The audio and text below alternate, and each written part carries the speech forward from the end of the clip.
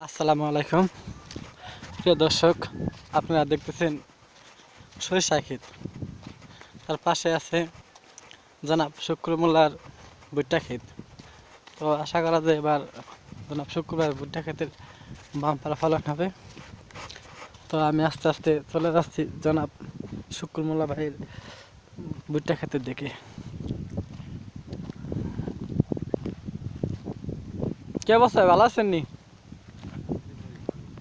ভুট্টা ক্ষেতে সার দিচ্ছেন নি? ভুট্টা ক্ষেতে নাকি ওষুধ দিচ্ছেন? কি ছবি তুলেছ আপনি? হ্যাঁ, ছবি তুলবে লাগছে, তুলবার চাই না, তুলবে লাগছে। তুললে এই সোয়াটা এগিয়ে যাইয়ে হুম, মাছ কাঁদায় খারাপ ক্ষেত ভিজেন নি ভাই? পাড়া দিয়ে যাবো? না। পাড়া দিয়ে যাবো? হ্যাঁ আগাইলাম না। ও, মাছ ছাড়াইয়া হ্যাঁ, আমি এখন আছি জনাব শুক্রমোল্লা ভাইয়ের ভুট্টা ক্ষেতের মাছ প্রান্তে আছি।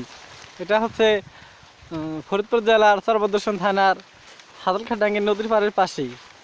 তো আপনারা যদি দেখতে মন চায়, তাহলে আপনারা আসতে পারেন, এখানে ঘোরার জন্য আসতে পারেন। বিনোদনের সুন্দর একটি জায়গা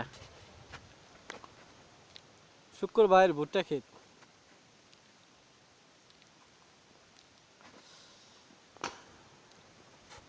এ জায়গায় আসতে হলে আপনাদের প্রথমে চরবদ্দর্শন বাজার আসতে হবে। চরবদ্দর্শন বাজার থেকে একটা রিক্সা ভাড়া করে মেরেজকারাবাড়ি মোড় থেকে অল্প একটু দক্ষিণ দিকেই জনাব শুক্রমোল্লা ভাইয়ের ভুট্টা ক্ষেত। তো সবাই আসুন, জনাব শুক্র ভাইয়ের ভুট্টা ক্ষেত দেখুন।